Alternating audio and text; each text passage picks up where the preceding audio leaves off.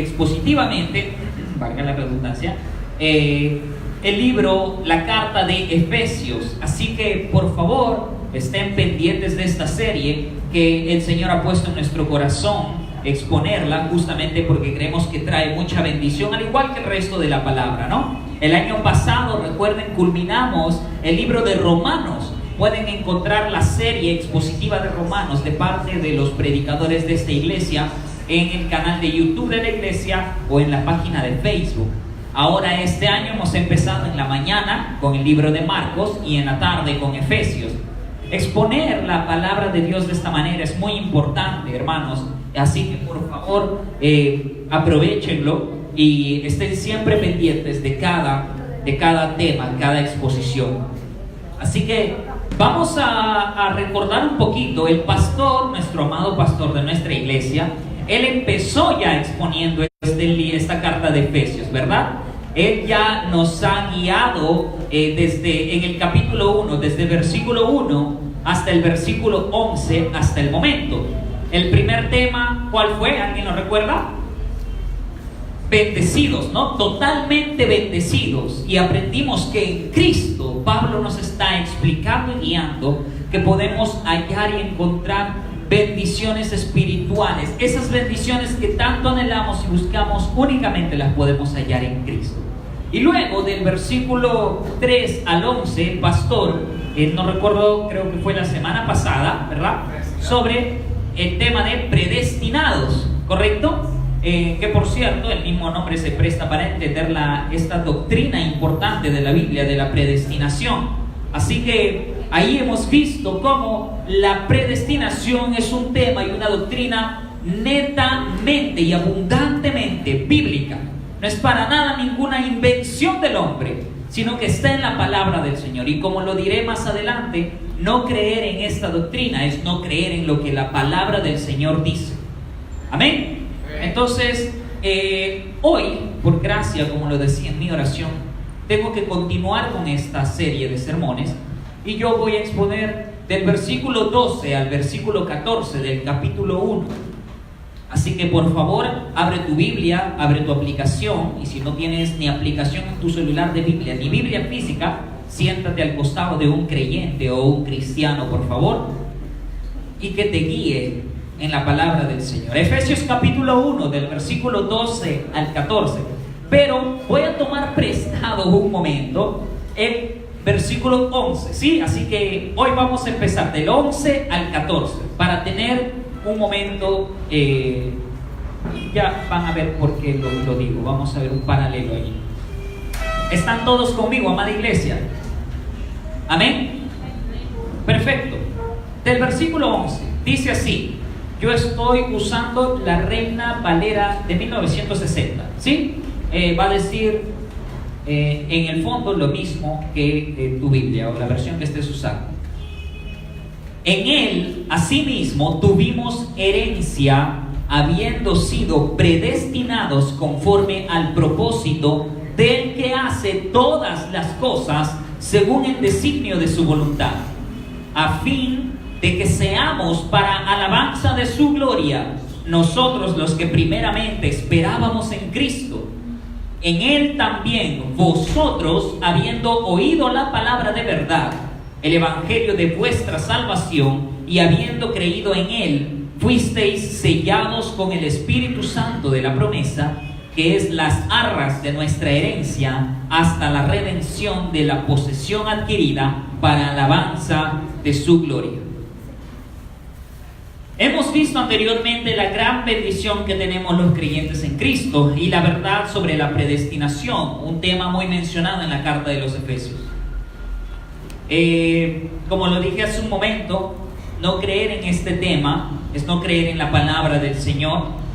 Y aquellos que piensan que esta doctrina de la predestinación es una doctrina inventada, una doctrina frívola o sin afecto, estoy seguro que es porque han obviado partes del texto, como las del versículo 5, ¿no? Que claramente dice que en amor habiéndonos predestinado, es decir, la predestinación o la elección de Dios previa a cualquier acción humana ¿no? O incluso previa a la creación del mundo, fue motivada por el amor. Hoy veremos la conclusión a la que Pablo llega en esta sección introductoria, en la alabanza introductoria que está usando en estos versículos. En lo que el pastor nos explicaba semanas anteriores, una veraca, ¿no es cierto?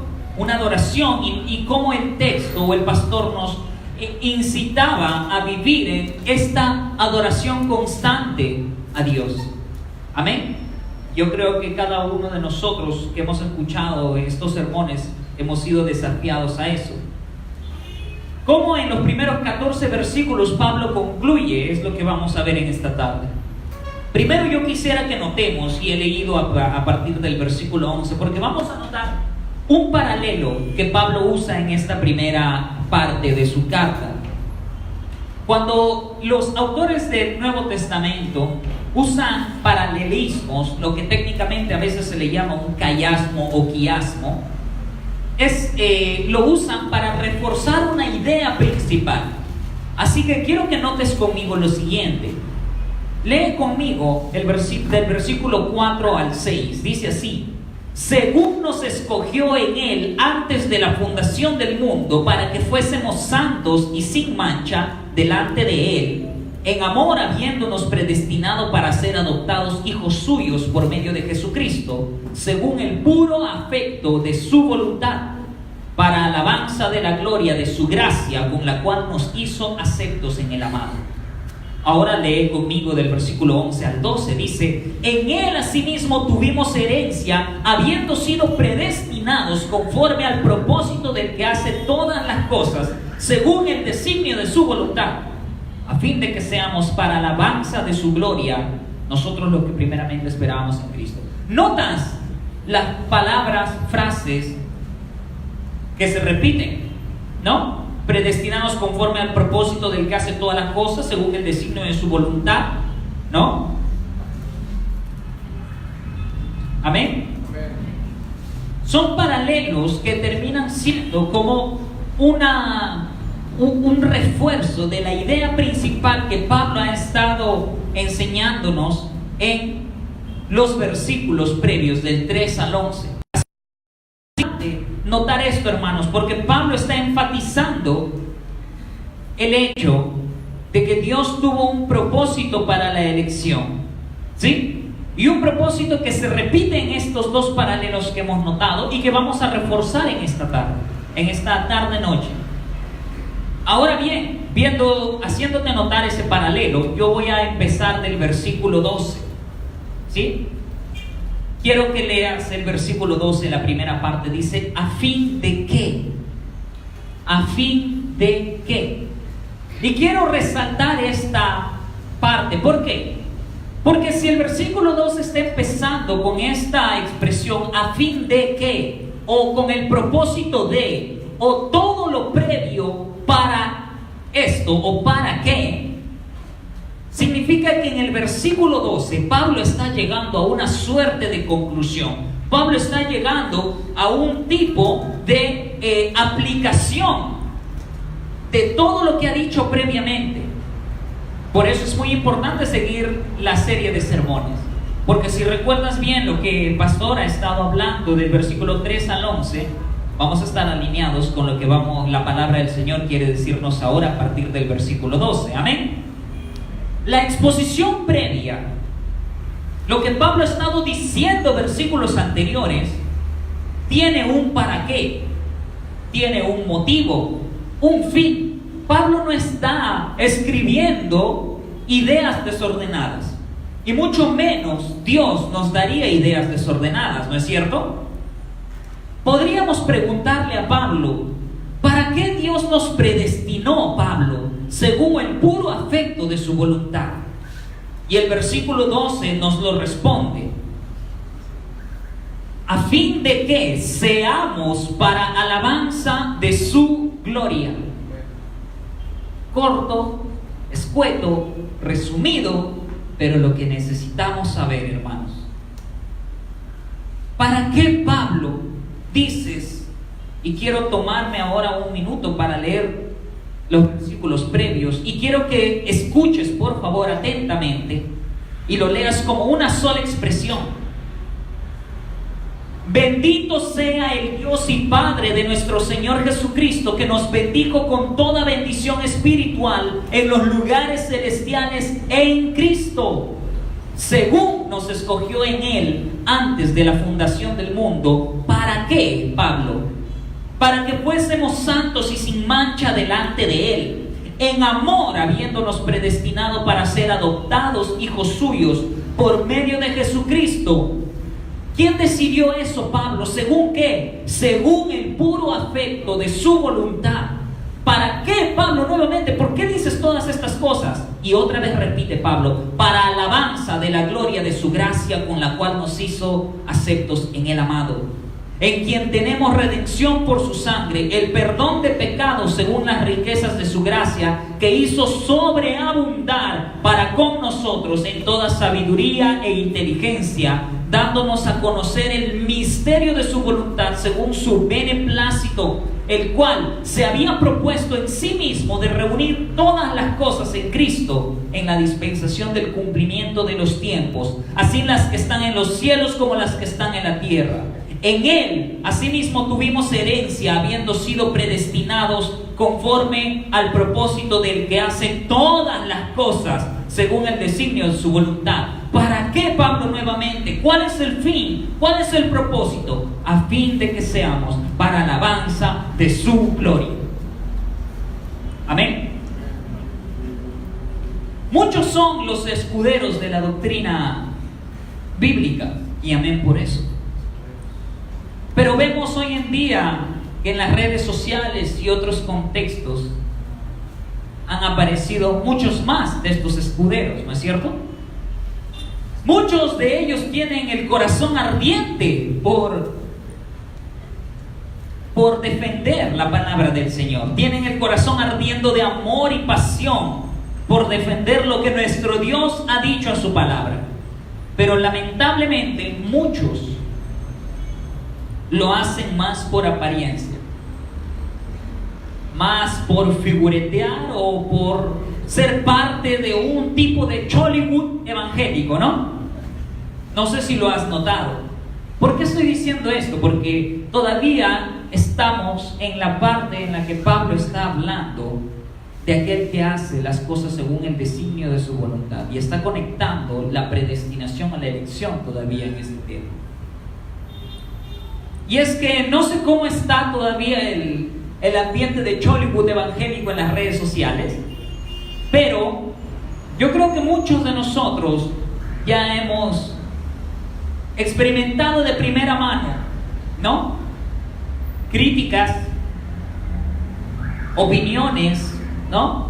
¿Qué es lo que dicen por aquí, por allá, de nosotros, de nuestra iglesia, ¿no? De la secta de los polos negros y un montón de cosas? Y quizá no lo hemos dicho así anteriormente públicamente, pero estamos felices de estar aquí en esta secta de los polos negros. Amén. Amén.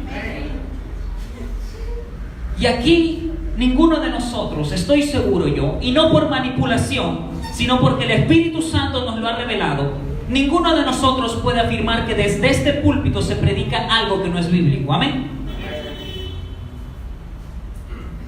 Entonces, yo quisiera dejar en claro que nosotros somos una iglesia que motivamos el estudio académico de la palabra de Dios.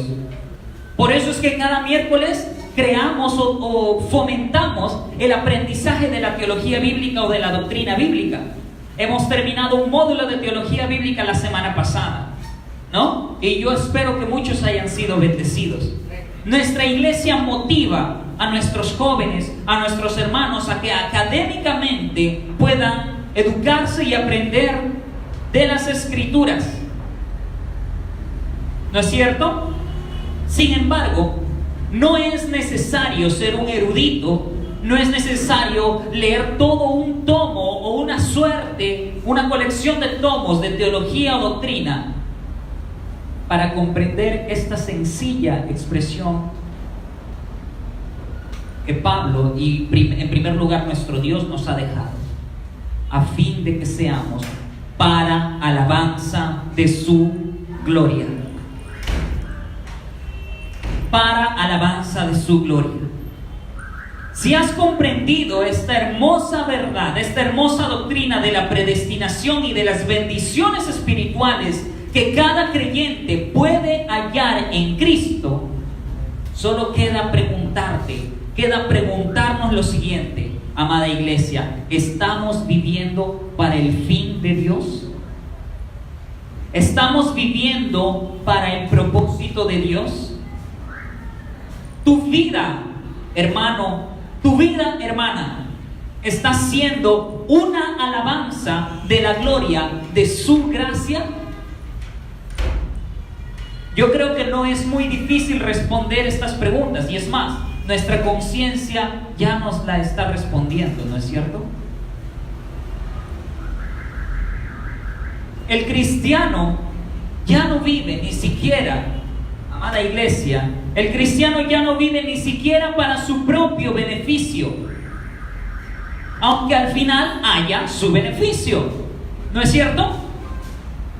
Vivir para Cristo significa que ya no vives para alguien o para algo más. Y si tú vives para ti o para otra cosa creada, no estás viviendo para Cristo. No puedes servirle a dos dioses o a dos amos a la vez. Amén. Ahora, tu vida, ¿para alabanza de qué o quién está siendo?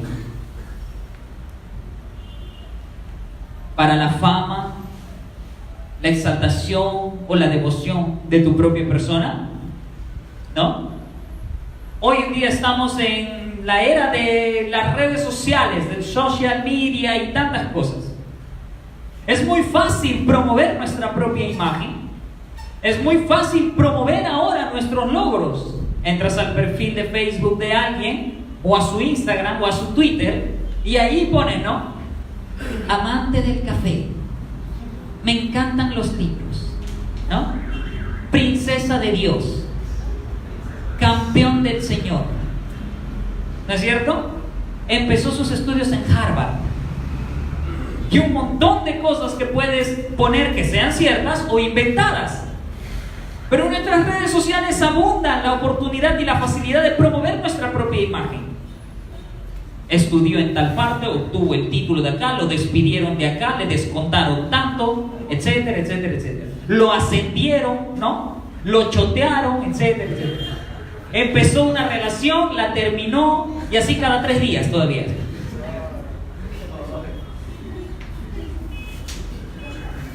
Hermanos, ¿para la alabanza de qué o de quién estamos viviendo? ¿De Dios o la tuya? ¿De Dios o para el mundo?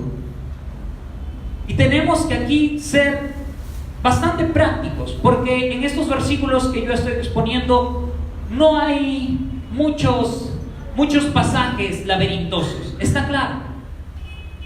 Pablo, ¿por qué has estado hablando de la predestinación y de la elección y las bendiciones en Cristo? Y que Dios se propuso en Él reunir todas las cosas y cumplir su propósito. Muy bien, al final, a fin de que seamos todos nosotros los creyentes, su pueblo, para alabanza de su gloria, para el beneficio, la fama, la devoción, la exaltación, la promulgación de la gloria de Dios. El creyente, el cristiano, tiene ese propósito y ese fin, amados hermanos. El creyente, hijo de Dios, no debe vivir para otro fin que no sea el fin glorioso de Dios. No debe ser guiado en su propósito, en su caminar, en sus sueños, en sus planes, por otra cosa que no sea la palabra del Señor. Y la palabra de Dios en Efesios nos está indicando que si nosotros hemos sido elegidos antes de la fundación del mundo, salvados, perdonados, redimidos, y estamos siendo glorificados y estamos caminando de la mano del Señor, es para la alabanza de la gloria de su gracia. Amén. Hay muchos que hablan de sí, la elección, la predestinación o de tantas cosas. Podemos llenarnos la boca de muchos temas acerca de Dios, pero tener el corazón vacío de Dios. Podemos tener la mente llena de muchos versículos memorizados y muchas citas de libros, pero tener el corazón vacío de la palabra del Señor, sin efecto, sin transformación. Lo único que estamos haciendo es cavar nuestra propia tumba. Que el Señor nos libre de eso. Espero, amados hermanos, que estén siendo desafiados tanto como yo con estos versículos. Y es que estas semanas a mí me han servido como un entrenamiento en mi vida espiritual. Algunos saben que estamos con unos hermanos en un negocio de comida, en un restaurante. Y créeme que el negocio es bastante agitado. Y las demandas y los pedidos tienen que salir ya. El cliente quiere que tú tengas una bola de cristal y cuando se haya sentado tú ya le hayas adivinado qué va a pedir de entrada y qué de menú, o cómo va a querer su combinado o su ceviche. Y tienes que entregárselo rápido. Y en cocina o en la atención, la cosa es así, uva. Y allí es donde se encuentran ciertas tensiones. Trabajo con mi esposa, imagínense, ¿no? Hay muchos momentos en los que nos exponemos a roces. En el apuro podemos decir algo de una u otra manera, con el cocinero, con el ayudante, con ella, ellos hacia mí, etcétera, etcétera, etcétera. ¿Por qué estoy mencionando esto? Porque, contrario a lo que muchos puedan decir o pensar, el carácter espiritual es probado a veces mucho más en las cosas cotidianas que en las cosas grandes, por así decirlo. No se nos muere un familiar cada día, ¿no? No colapsamos económicamente cada semana. Eso espero. ¿No es cierto? No tenemos luchas críticas a diario, pero a diario estamos siendo expuestos a estas cosas que parecen sencillas, pero que si dejamos pasar pueden hacer mucho daño. El carácter espiritual es probado muchísimo, y más aún este tema del que estamos hablando. Yo, mientras leía estos versículos, me preguntaba, ¿cómo puedo vivir para la alabanza de la gloria de mi Dios aquí en mi trabajo y haciendo estas cositas sencillas? ¿Te has preguntado alguna vez eso? Tú que también trabajas, o que estudias, o que estás, haciendo cualquier otra actividad durante el día. Recuerda que la palabra del Señor nos anima a, ya sea comer, beber o hacer cualquier otra cosa, ¿como para quién? Como para el Señor, como para nuestro Dios. Así que es importante que nosotros comprendamos, amada iglesia,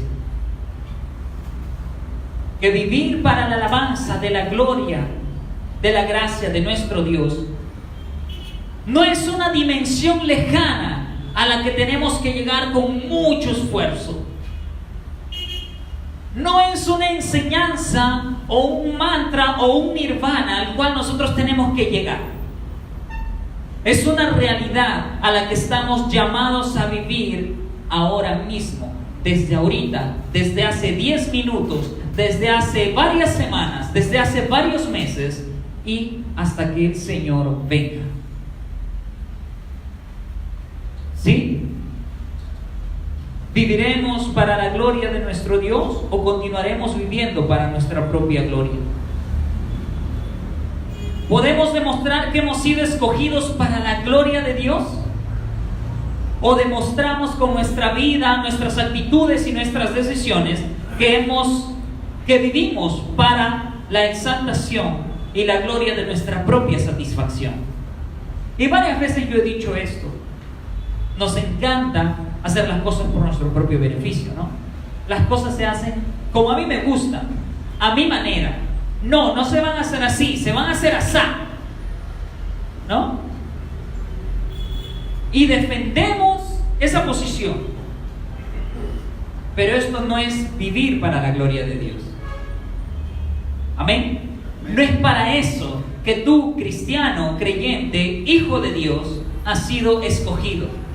No has sido escogido para exaltarte a ti mismo, para exaltar a un predicador, a un pastor, o a tu pareja, a tu esposo o a tu esposa. Claro que encontramos en la palabra mandamientos de honrar a nuestros pastores, a nuestros padres, a nuestros cónyuges, etcétera, etcétera, etcétera. Pero en primer lugar, en nuestro corazón tenemos un llamado que no podemos nosotros contrarrestar, un llamado al cual no podemos reemplazar. Debemos vivir para demostrar que Dios es más importante en nuestras vidas que cualquier otra cosa. Amén. Ahora, ¿qué quiere decir esto? ¿Cómo vivo para la alabanza de la gloria de Dios a mí? Lee conmigo los siguientes versículos. Del versículo 12: a fin de que seamos para alabanza de su gloria, nosotros los que primeramente esperábamos en Cristo. ¿Por qué Pablo dice nosotros los que primeramente esperábamos en Cristo? Rapidito nada más. Cuando Pablo dice aquí nosotros, está hablando de los judíos. Recordemos que Pablo fue un judío, era un israelita. Entonces, cuando él en Efesios dice nosotros los que primeramente esperábamos en Cristo, hace referencia a los judíos, que obviamente ellos eran los primeros que esperaban en Cristo. Obviamente no todos los judíos, los creyentes judíos esperaban en Cristo. ¿Sí? Por eso luego en el versículo 13 dice: en él también vosotros. Pablo hace como que una interpolación o un intercambio allí. Primero dice nosotros, haciendo referencia a los judíos, y luego dice vosotros, que significa ustedes, los gentiles.